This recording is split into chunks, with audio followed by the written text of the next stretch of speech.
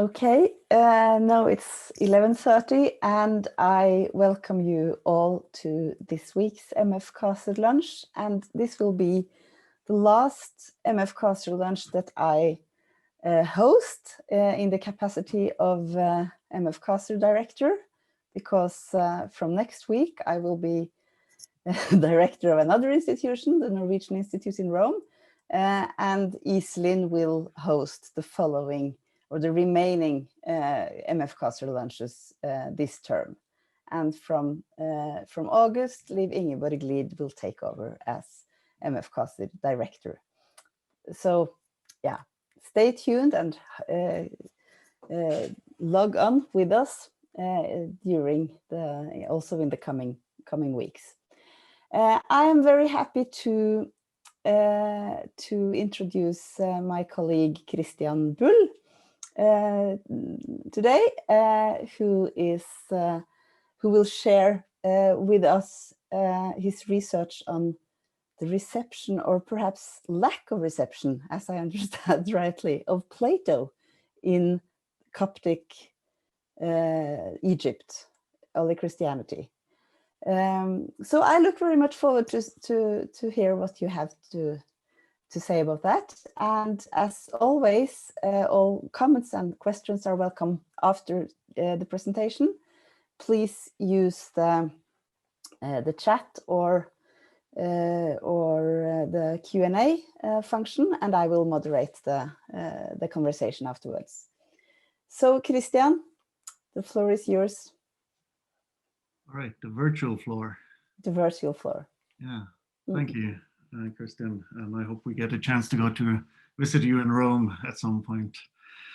And thank you for giving me the chance to present. Were you going to say something? No, just that yeah. Yeah. Go on. I should also start by thanking Lars, who saved my PowerPoint after my computer crashed with some intense moments today when I thought this was gone. So yes, I guess I will be talking about the reception of sorts of Plato, but not the kind of receptions that classicists appreciate, really.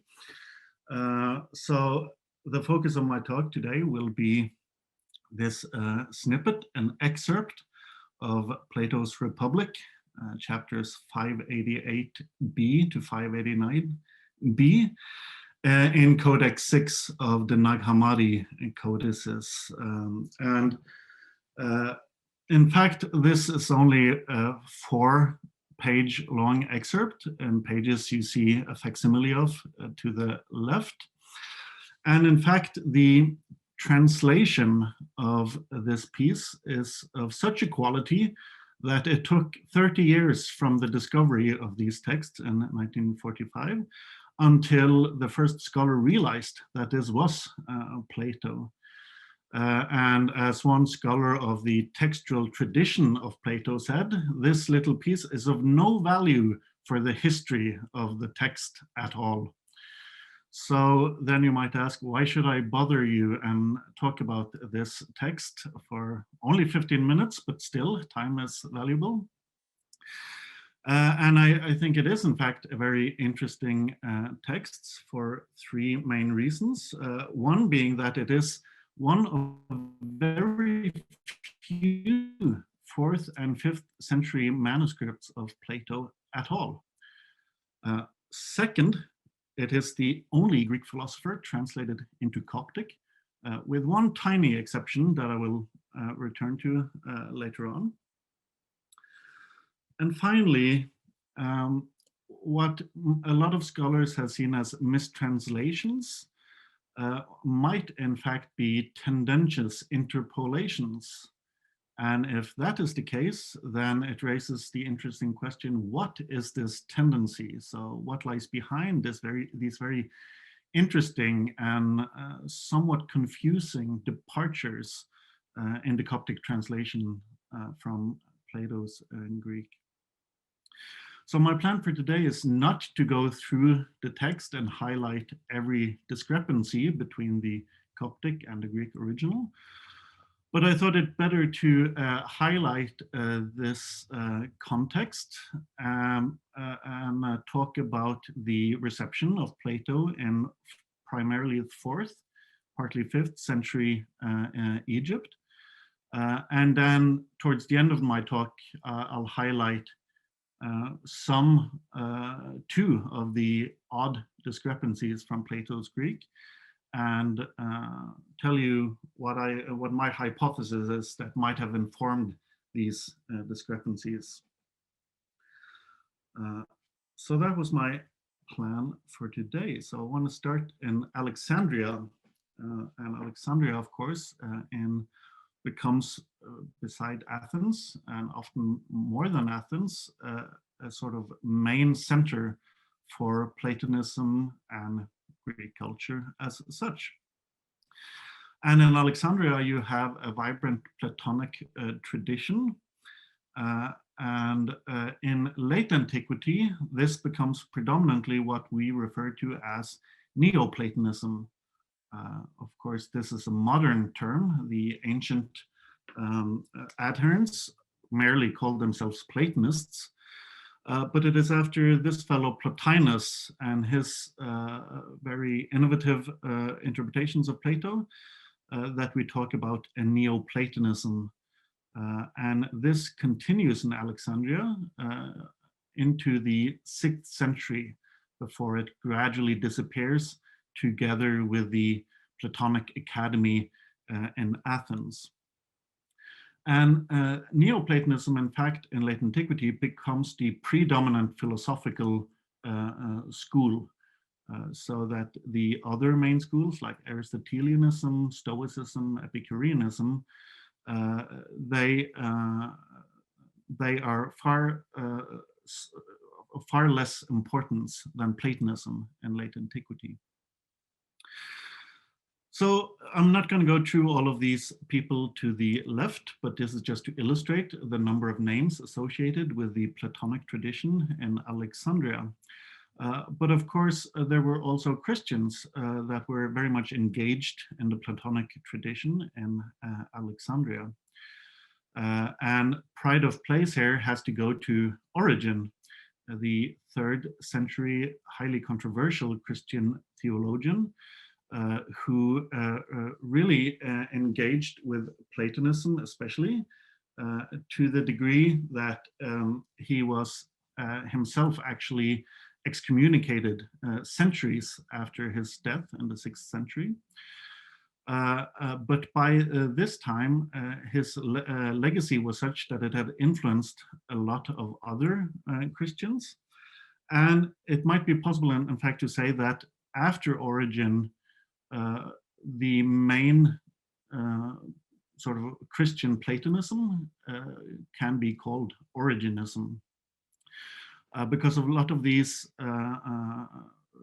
people who follow Origen, they in fact do not engage so much with Plato himself firsthand. So you find little engagement directly with the dialogues of Plato, but rather it seems that it is Platonic thoughts diffused through the writings of Origen. So you have people like Didymus the Blind, Evagrius of Pontus, and Synesius in the 4th to 5th century, who do seem to have some knowledge of Plato, but who are, especially Didymus and Evagrius, also called Origenists in general. And then you have patriarchs such as Athanasius, Theophilus, and Cyril, and I've put them in parentheses because they cannot really be said to be Platonists, but you can see that there are sort of Platonizing or Origenist ideas underlying a lot of these authors. Theophilus, of course, was finally forced to break with Origenism during the first Origenist controversy. So, but Alexandria is, of course, a tiny part of Egypt and not representative for Egypt as such. In fact, early it was called Alexandria by Egypt. So it was in early imperial times not really seen as part of Egypt at all.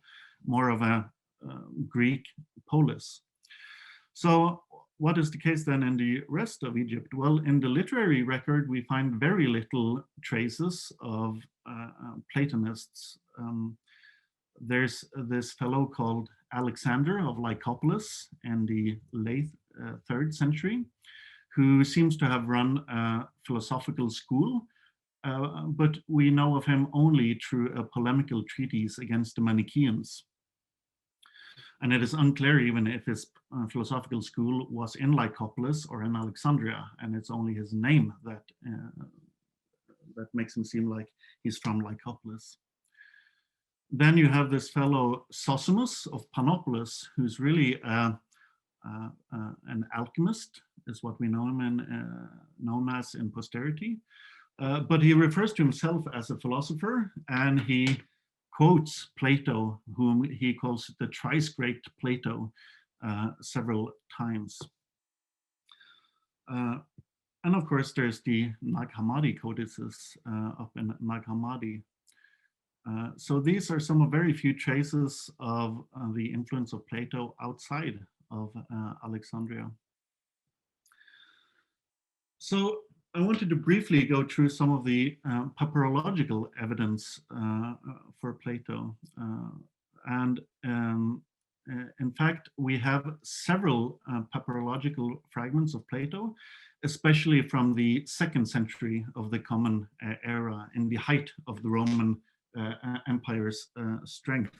So here, one in Oslo, from the politicus, or statesman of Plato, von Oxyrhynchus. Or here, another one found in Caranus from the 2nd or 3rd century. However, after the 3rd century, the papyrological record dwindles. So there are very few papyri or parchments, as in this case, that post-date the 3rd century. This is a parchment piece that is hypothesized to be from the 5th or 6th century. But even this is associated with many problems. Some scholars have dated this also to the 2nd century, because the script is very classicizing. And so it is controversial to date papyri on this, or parchments, as in this case, on this basis.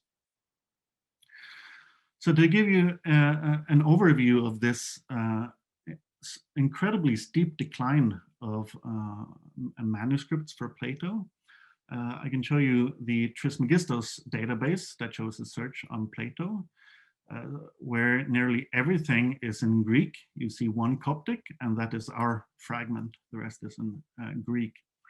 And then by far the most is also in papyrus, rather than parchment, which gradually takes over from papyrus in later antiquity. And here you see the bulk of our material comes from around the turn of the 2nd century. And you see this very steep decline up until the 4th century and later. So here too, you see this steep decline of Plato. We have 39 of him in Oxyrhynchus in the 2nd century, and it dwindles to nothing. Even the 4th century, these are papyri that is either 3rd or 4th century. So it really is a dramatic decline. Basically, the only ancient author surviving in bulk is Homer, who survives through school exercises and such. And here too, you see the ones remaining. You have 2 that are even pseudo-Plato. It's not even Plato, and our Coptic fragment, and then these parchments that are dated to the 5th or even 6th century. And to illustrate this again, this is one of the parchments dated late, which is which has been washed clean of the fragments from Parmenides. And then it has been used as a Coptic letter. So this is a sort of a dramatic illustration of the decline in the importance of Plato in late antique Egypt. And I'm not going to read through all of this, but this is a nice quote from Theodoret, and just from the last passage, you see, miners, herdsmen, and the gardeners are to be found who speak of the divine Trinity and of the creation of the world, and who understand the nature of man much better than Aristotle and Plato.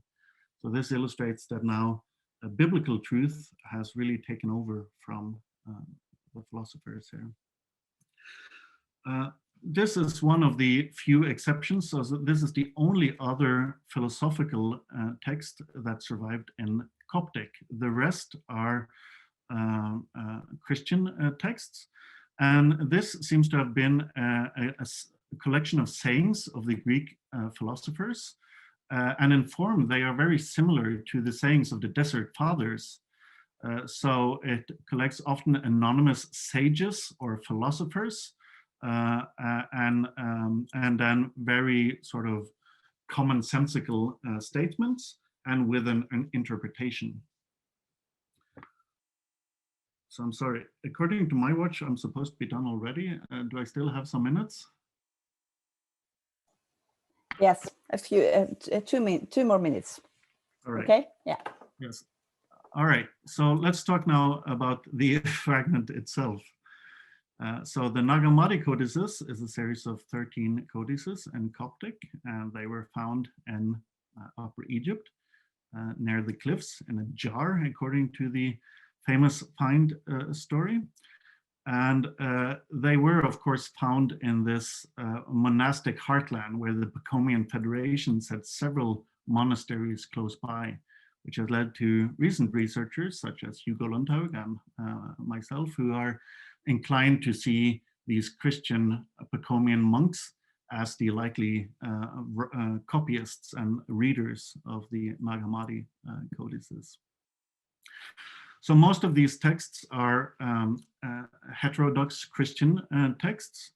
And in Codex 6, where you find Plato, we also have some important other texts that are not Christian, such as the Thunder Perfect Mind and some of the Hermetic texts. So the excerpt itself is in only 4 pages, and you see them here. And as you see, there's no title. This is the subscript title of the previous text. So there's actually no paratextual elements indicating that Plato is the author of this text, and it starts sort of in media res here. The passage is about the tripartite soul, and it is when Plato illustrates the justice in a city with the harmonizing between the 3 parts of the human soul. And in this passage, he likens, of course, the logical part, the logistikon, with the human, and then the spirited part, the thymoides, with a lion, and the appetitive part with multi-headed beasts, with partly wild and partly tame animals. So this is, of course, an image that Plato makes to illustrate his theory of the tripartite soul. However, it seems the Coptic translator really has a much more literal reading of this and hasn't understood all of the nuances of Plato. And there is indeed passages where it seems that he just misunderstands the Greek. However, there are also passages where it seems that he just has other concerns that he wants to push. So I just want to give 2 brief examples towards the end here. I know I'm basically out of time already. So for those who know Greek and Coptic, it's there, but let's look at the translation. So Plato starts this passage by saying, so he explains how you can illustrate this. By forming an image of the soul with speech, that is by means of speech. so that the one who spoke might understand what it is he has said. So he's talking to sort of imaginary interlocutor here. Whereas the Coptic has a very different take on this. He said, an image that has no likeness is the logos of the soul, so that he will know, namely the one who said these things. So this is very peculiar, and unlike some of the other texts where the Greek has become garbled in Coptic, this is not a particularly difficult passage, right? So what is going on here? So my hypothesis is basically that, of course, if you see the difference here, you see that these are very important terms for the originistic interpretation, especially of the teaching of the soul and the inner human, where he interprets Genesis 1:26-27 with the creation of man according to the image, the eikon, and the likeness, the homoiosis, which is the Coptic ina here, so likeness, right? And according to Origen, the human was created according to the image, but the likeness is not given to the human who is in the body.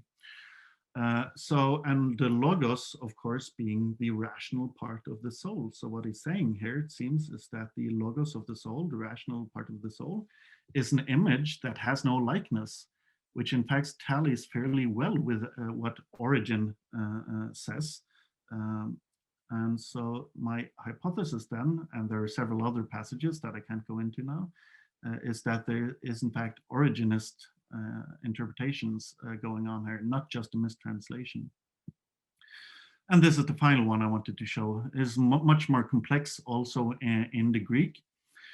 But again, it goes to show that the Coptic just does something completely different. This is not a mistranslation, I would argue, but it's a use of Plato's text to say something quite different. So here Plato speaks about the one who says that it is not beneficial to be righteous. And here you see these Coptic terms that he speaks, of course, of the image of the lion and of the wicked beast, which stands for the spirited and appetitive parts of the soul. But the Copt enters in that what is beneficial for someone is to cast down every likeness of the wicked beast and trample them along with the likenesses of the lion. So again, it shows that really the Coptic translator is doing something quite different with the soul. And this, of course, might be interpreted to ascetic discipline, to sort of conquer the irrational parts of the soul. But also it might be read into this Origenist concept of imageless prayer. But I really have run out of time, so I need to stop here, I suppose.